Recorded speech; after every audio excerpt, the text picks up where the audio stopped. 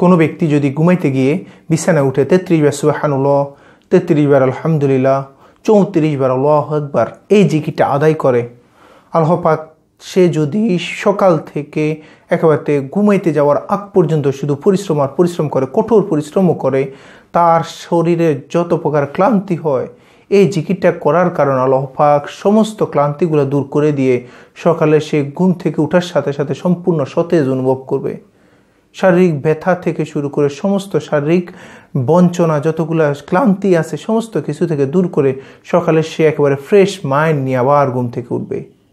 এই জন্য প্রত্যেকে আমরা যত পরিশ্রমই করি, যত কাজকর্মই করি অথবা কোনো কিছু নাই করি, আমরা এই জিকিরটা আদায় করার চেষ্টা করব। ঘুমাইতে গিয়ে আপনি বিছানায় উঠে 33 বার সুবহানাল্লাহ, 33 বার আলহামদুলিল্লাহ, 34 বার আল্লাহু আকবার এই জিকিরটা আদায় করবেন। এই জিকিরটাকে বলা হয় জিকিরে ফাতেমি। রাসূল সাল্লাল্লাহু আলাইহি সাল্লাম তার কলিজার টুকরা ফাতেমা রাদিয়াল্লাহুকে এই জিকিরটা শিখিয়ে দিয়েছেন। তিনি স্পেশালি তার ওই কলিজার টুকরা ফাতেমা রাদিয়াল্লাহুকে এই জিকিরটা শিখিয়ে দিয়েছেন, আর যার কারণে এই জিকিরটা ফাতেমা রাদিয়াল্লাহুর নাম অনুসারে জিকিরে ফাতেমি বলা হয়েছে। রাসূল সাল্লাল্লাহু আলাইহি সাল্লামের দরবারে একদিন ফাতেমা রাদিয়াল্লাহু এসে বলল যে, ইয়া রাসূলুল্লাহ, আমি সারাদিন অনেক পরিশ্রম, ক্লান্তি, সমস্ত কিছুর কারণে আমার শারীরিকভাবে অনেক পরিশ্রম হয়, কঠোর পরিশ্রম হয়। রাসূলের দরবারে কিছু গোলাম আসছে, ওই থেকে একটা গোলাম যদি ফাতেমা রাদিয়াল্লাহুকে দেওয়া হয় তাহলে তার কী হবে, কাজকর্মগুলোতে তাকে একটু সহযোগিতা করবে। তখন রাসূল সাল্লাল্লাহু আলাইহি সাল্লাম বলে যে, আমি তোমাকে কি এমন একটা আমল শিক্ষা দিব না যে ওই গোলাম থেকেও উত্তম তুমি জাজাজ বরকত পাবে।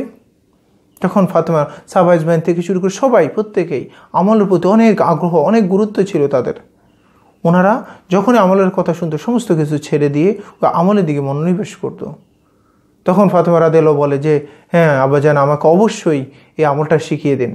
তখন রাসূল সাল্লাল্লাহু আলাইহি সাল্লাম বলে যে, ঘুমাইতে গিয়ে তুমি 33 বার সুবহানাল্লাহ, 33 বার আলহামদুলিল্লাহ, 34 বার আল্লাহু আকবার এই জিকিরটা আদায় করবা।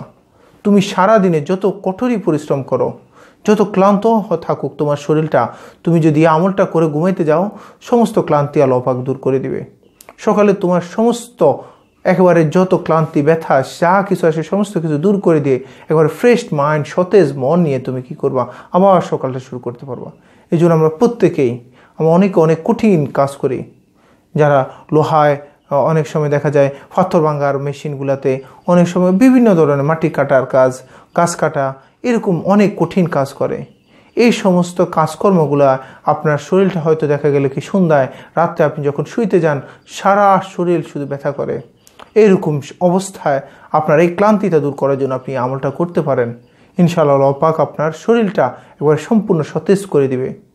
প্রত্যেকে ঘুমাইতে গিয়ে 33 বার সুবহানাল্লাহ, 33 বার আলহামদুলিল্লাহ এবং 34 বার আল্লাহু আকবার অর্থাৎ জিকিরে ফাতেমি এই জিকিরটা আমরা অবশ্যই আদায় করব ইনশাআল্লাহ।